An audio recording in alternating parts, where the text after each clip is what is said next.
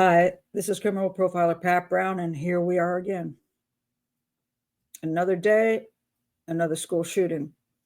And I'm not going to speak as a profiler about what caused this particular individual, a young teen girl, to commit this kind of crime.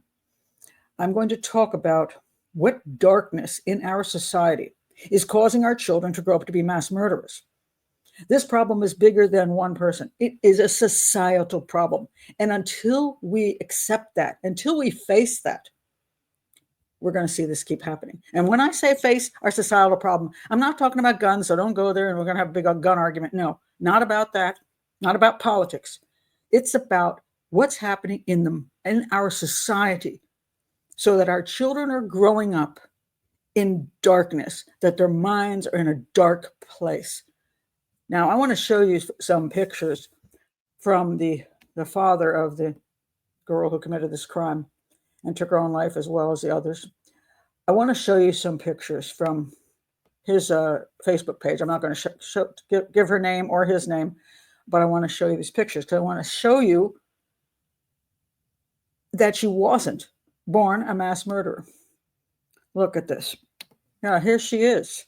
Born, supposedly he's a single dad. Raised his child. Look at him with his baby on his chest, caring for her, obviously. Look, there's grandpa with her. She's a smiley little child. She's a cute little thing. Can you imagine that they thought at that time, well, when you're about 15 years old, you're probably going to go to school and shoot people. They never thought that. And look, there she is at the playground. And daddy, look, daddy playing with her. And he has a lot of pictures of her in that circle on his Facebook page, and because he's proud of her, obviously, that is his little girl. Look, his happy little girl. Look at that little face. Do you see darkness in that face? I don't see darkness in that face. And then here she is. She's getting older now. She's got her dog, and she loves it. Look at her. She's so happy there. Now she's reaching teen years, and she's playing with her doggies. Now, it's true that her dad took her to do some shooting when she was about August, so like just about 120 days before she went to school with a gun and did what she did. But this is it looks like skeet shooting to me. And he said we had a great time. Lots of kids do that. And it's okay if they don't have a mind that's going into horrible darkness.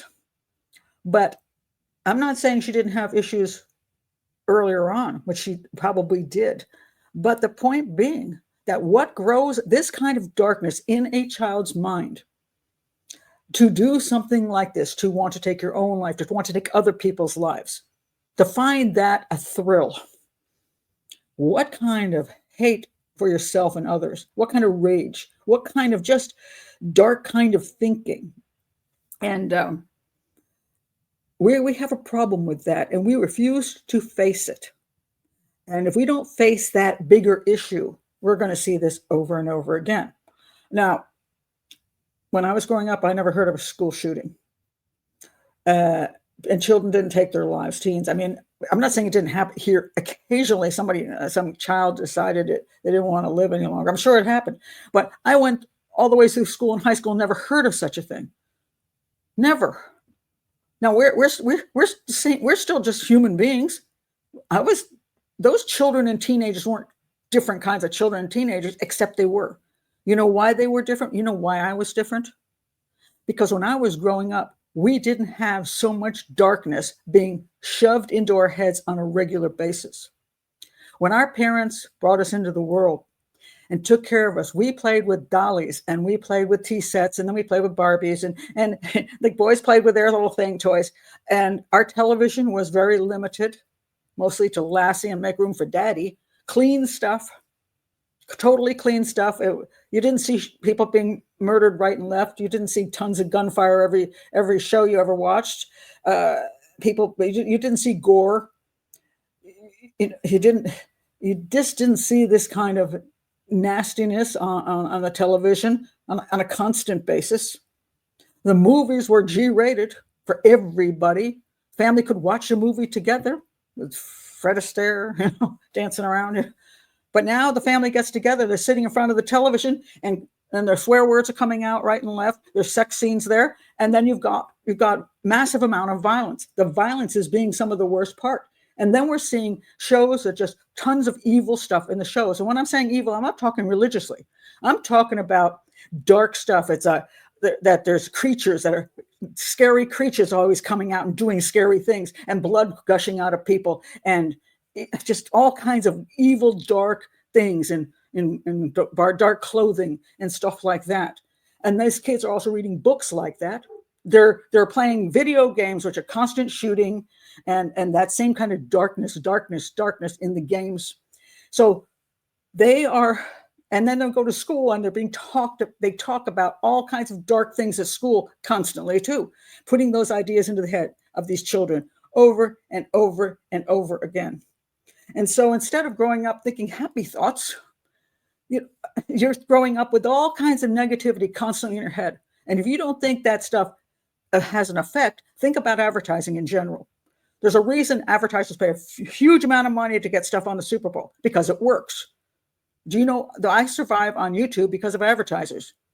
If the advertisers weren't getting something out of putting advertising on my YouTube channel, they wouldn't advertise. But they are succeeding in selling that stuff to you. And every time your child reads a book, watches a television show, watches a movie, plays a video game, get whatever, those ideas are constantly going into their head. That's advertising. And it's advertising negativity and darkness to your child on a constant basis. Also in the music, whatever it might be, which is degrading stuff, pornography, over the top, negative, misogynistic, just mean, humiliating pornography, stuff in music that is disgusting and repulsive. So in so many places, the kids are getting it like bombarded everywhere, instead of the happy stuff, instead of growing up watching Lassie and watching Make Room for Daddy. And me, when I was reading stuff, when I was getting to be a teen, I was reading Nancy Drew, and I was reading Heidi, and I was reading happy books about love and doing. Now, sometimes there were sad things in the books, but then you survived it. And there wasn't a darkness in it. There was always light someplace in it, because you wanted to present children and teens with positivity, happiness in there. And you wanted them to be involved in good things, Girl Scouts, Boy Scouts, obviously sports. Girls learn to sew and cook, those kind of things. Do needlepoint. I didn't do needlepoint. Art, getting involved in, painting pictures, whatever, good stuff. We played a lot of board games. And, some of this stuff is true. Time goes on, and there's a lot of electronics, and here I am, part of electronics and the internet. It's obviously never going to go away.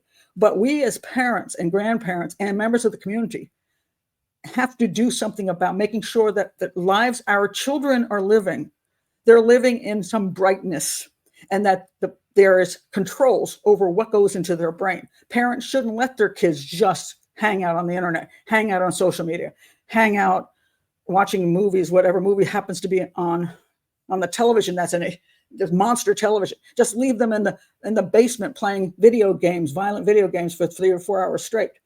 It's the quantity of the negativity. Every child's going to grow up and learn a little bit about negativity here and there, dark things, but then they're going to hear how to overcome them. And it's a small piece, and then you'd have the big part. But that's not what's happening. Now we're getting the big part is negative. And it's a tiny little bit of, let's overcome the negative. But you just presented the negative 90% of the day to these children. And that is eating away at them. And it is causing them to become hopeless, depressed, angry, enraged, where they don't see the future as anything really they're going to enjoy, because it's all dark. It's all vicious. That's what they're starting to see. And when I was a teen, I wasn't the happiest teen ever, but I saw the future, and I wanted to have that family and the kids and the home, and I got all those things. But if the kids are growing up and that they're not seeing romance, they're seeing sex at 13 years old, which is kinky, which already is not making love. It's already just doing things that are not necessarily pleasurable to some of the people having it being done to. And just seeing just constant the blood and gore in their lives. That should never be in a child's life. They should see love is beautiful, romance is beautiful. They should see the only blood they should see should be in a I don't know, a medical show where you're saving somebody's life. Something positive coming out of, oh yeah, this thing happened, but then this happened. Things that give kids hope. And there's a lot of kids who are born in situations which they're pretty hopeless. I mean, you're born into severe poverty. You're born into a country with a civil war. You live a very miserable life. But and so you can see where that's going to really affect some child. But I have seen actually children living in the worst poverty who have the smiles on their faces and are much kinder to each other than I see here. Kids who are growing up with a roof over their heads, all the food they want, probably more than they should eat, that are sitting there playing their video games and they're being inundated with junk. And they get to wear whatever clothes they want to wear and they get to go do whatever they want to do. And they are miserable. They're unhappy, depressed kids because they're not seeing beauty. They're not seeing love. They're not seeing hope. And they are being bombarded with negative ideas and thoughts. So yeah, I think sometimes I'd rather have a child grow up in a location in the world where they may not have much. They may have a mud hut, but they don't have a TV set and they don't have a video game and they go out and kick a ball around. They're probably mentally healthier than our kids here in the United States and other certain countries, which end up with this kind of nonsense. So we have to stop saying, oh, look at that kid. And, oh, we got to do something about the guns. No, we got to do something about society that is making our children into killers. Until we do that, we're going to see it over and over and over again. Anyway, those are my thoughts on that. I was very frustrated today when I saw this. And this is, I'm trying to give this advice as a very large kind of advice. I just started a second channel, by the way, and it's called Dear Profiler Pat. And this question I did today was, is it wrong to drink around kids or grandkids? Well, see, that's something we can do ourselves. So my channel has, my other channel has things where people ask me a question, what can I do? But I didn't want to put this question on that channel. Why? Because it's so huge. It is so huge and everybody is focusing in on this horrible event and they're still at the same place they were at the last horrible event. So please understand society. We're going to have to do something about society. And I think we're at a crossroads now where we better take the higher road because we've been on the low road for so damn long that we're going to lose a whole generation if we don't do something about it, and the next generation too. Anyway, thank you for being here, everybody. And if you're new to the channel, please do like and subscribe and check out my playlists. And I don't want to talk about this again. So yeah, I probably won't. Bye.